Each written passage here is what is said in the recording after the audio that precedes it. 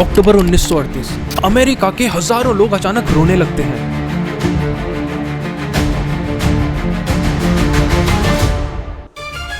लोग अपने घरों से भागते हैं, पुलिस को कॉल करते हैं और पूरे देश में एक तबाही का माहौल बन जाता है। क्यों? क्योंकि रेडियो पर एक न्यूज आती है, एलियंस ने धरती पर हमला कर दिया है। लेकिन सच पता है क्या था? वो कोई रियल न्यूज नहीं थी, वो सिर्फ एक फिक्शनल रेडियो ड्रामा था, the war of the worlds. लेकिन लोगों का दिमाग फर्क नहीं समझ पाया, दिमाग ने डर को चुना और वो पैनिक हो गए। आज लगभग 90 साल बाद हम उसी रेडियो ड्रामे के एक मॉडर्न और डिजिटल वर्जन में जी रहे हैं। रात के 9 बजे आप टीवी खोलते हो, कोई किसी पर चिल्ला रहा है, कोई देश बचा रहा है, कोई देश को खतरे में बता रहा है। स्क्रीन पर इतना लाल रंग है कि अगले 5 मिनट में ऐसा लगता है कि प्रलय आने वाली है। लेकिन एक अजीब सवाल, अगर आपको ये सब पसंद नहीं तो आप देखते क्यों? कितनी बार आपने टीवी देखकर गुस्से में ये कहा है, यार ये न्यूज चैनल बिल्कुल बकवास है, और फिर अगले दिन वापस वही चैनल चला दिया। इसलिए मैंने रिसर्च करना शुरू किया, मीडिया इंडस्ट्री की फाइनेंशियल रिपोर्ट्स पढ़ी, टीआरपी का गंदा खेल समझा, और तब मुझे एक अजीब बात समझ आई, क्योंकि जो अंधा धंधा टीवी न्यूज चैनल्स को चला रहा है वो है अटेंशन, यानी आपका ध्यान। आज के वीडियो में आओ इस पूरे बिजनेस मॉडल को समझते हैं।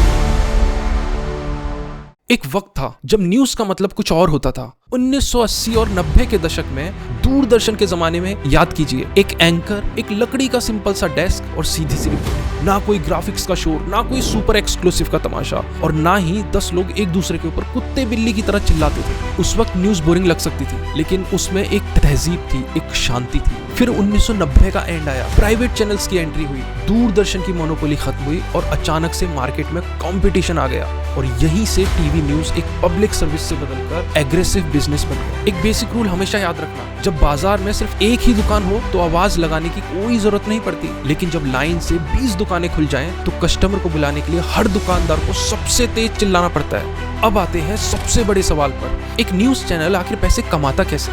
ज्यादातर लोग सोचते हैं चैनल्स हमें न्यूज बेचकर पैसा कमाते हैं, लेकिन धंधा इससे बिल्कुल उल्टा है। इमेजिन कीजिए 2 अलग अलग चैनल्स को। चैनल ए सिर्फ 5 लाख लोग देखते हैं, चैनल बी को 50 लाख लोग। अगर आप एक बड़ी कंपनी के मालिक हो तो आप अपना प्रोडक्ट एडवर्टाइज करने के लिए किसको पैसा दोगे? ऑब्वियस सी बात है, चैनल बी को। यानी न्यूज चैनल्स आपको खबर नहीं बेच रहे, न्यूज चैनल्स असल में आपकी आंखें, आपका ध्यान, आपकी अटेंशन बेच रहे हैं कॉर्पोरेट एडवर्टाइजर्स। इस पूरे सिस्टम में आप कस्टमर नहीं हो, आप ही असली प्रोडक्ट। पैसे की करेंसी रुपी होती है, लेकिन मीडिया और इंटरनेट की असली करेंसी का नाम है टीआरपी, टेलीविजन रेटिंग पॉइंट। जितनी ज्यादा टीआरपी उतना ज्यादा एड रेवेन्यू और उतना ही ज्यादा पैसा। लेकिन सवाल ये है, इंसानी ध्यान सबसे आसानी से कैसे खींचा जाए? चलो एक साइकोलॉजिकल एक्सपेरिमेंट करते हैं। आप रोड पर चल रहे हो, 100 नॉर्मल गाड़ियां बिना किसी शोर के गुजर जाती है। क्या आपको उनमें से एक भी गाड़ी याद रहती है?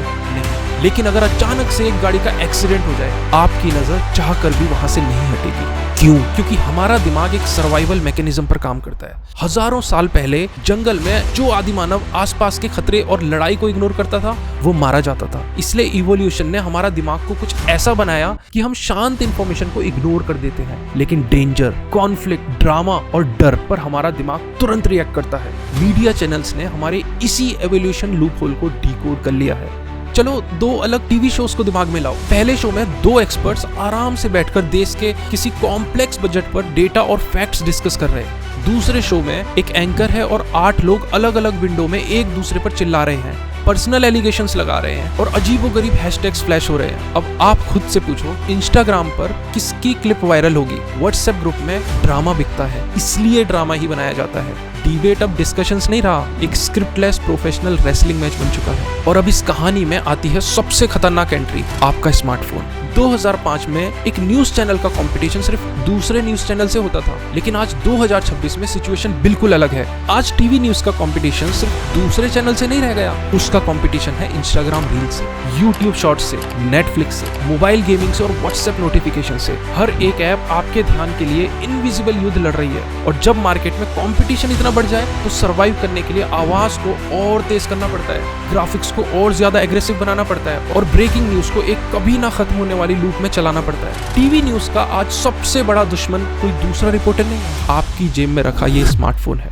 कुछ साल पहले पूरे देश में एक नया शब्द सुना जो पहले सिर्फ मीडिया के लोग जानते थे, टीआरपी स्कैम। अचानक से रेटिंग्स खुद ही हेडलाइन बन गई। चैनल्स एक दूसरे पर एफआईआर कर रहे थे, कोर्ट जा रहे थे और लाइव टीवी पर आकर रोना धोना कर रहे थे। मैंने सोचा कि यार कोई एक सिंपल सा नंबर बदलने के लिए अपनी इज्जत और क्रेडिबिलिटी दांव पर क्यों लगाएगा। जवाब बहुत सिंपल था। जिस चीज की वैल्यू 0 होती है उसे कोई चोरी या मैनिपुलेट नहीं करता। टीआरपी सिर्फ एक रेटिंग नहीं थी, टीआरपी का मतलब था अरबों रुपए का एडवर्टाइजिंग बजट, पावर, इन्फ्लुएंस और सबसे इंपॉर्टेंट आपका ध्यान। बहुत से लोग इस पूरे मामले को देखकर बोलते हैं यार ये सिर्फ पॉलिटिक्स की वजह से हो रहा है, सब बायस्ड है। क्या पॉलिटिकल इन्फ्लुएंस हो सकता है? 100% होता है। क्या मीडिया ओनर्स के अपने फाइनेंशियल इंटरेस्ट होते हैं? बिल्कुल होते हैं। क्या हर सरकार अपना नैरेटिव चलाना चाहती है?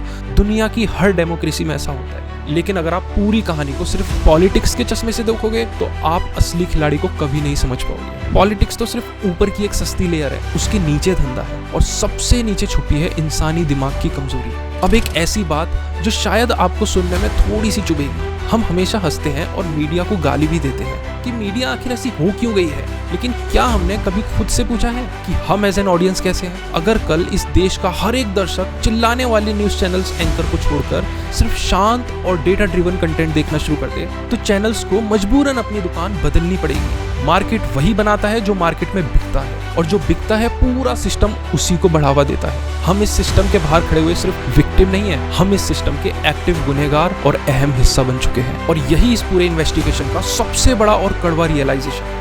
ये स्टोरी सिर्फ किसी एक या दो टीवी न्यूज चैनल्स की नहीं है। इंस्टाग्राम भी उसी चीज के लिए लड़ रहा है, यूट्यूब के एल्गोरिदम को भी वही चाहिए, बड़े बड़े इन्फ्लुएंसर्स को भी वही चाहिए और पॉलिटिकल कैंपेन्स को भी वही चाहिए। हर स्क्रीन, हर ऐप, हर नोटिफिकेशन आपकी जिंदगी के एक ही एसेट के पीछे पागल है, आपका वक्त, आपका ध्यान, आपकी नजर। प्रोडक्ट बदल जाता है, प्लेटफॉर्म बदल जाता है, टेक्नोलॉजी हर साल नहीं आती है, लेकिन ये खेल वही रहता है। इसलिए अगली बार जब आप रात को 9 बजे टीवी खोलकर गुस्सा हो रहे हो या अपने फोन पर किसी एल्गोरिदम का कचरा देख रहे हो तो एक सेकंड के लिए रुकिए, अपने दिमाग को एक इमोशनल ट्रैप से बाहर निकालिए, क्योंकि स्क्रीन पर जो दिखाया जाता है वो हमेशा सबसे इंपॉर्टेंट नहीं होता। बहुत बार वो सिर्फ एक सबसे प्रॉफिटेबल धंधा होता है। अलग रहिए, सचेत रहिए। अगर ये वीडियो पसंद आई तो इस चैनल और इन्फॉर्मेटिव डॉक्यूमेंट्रीज के लिए सब्सक्राइब कीजिए। सोच बदलिए, देश अपने आप बदलेगा। जय हिंद।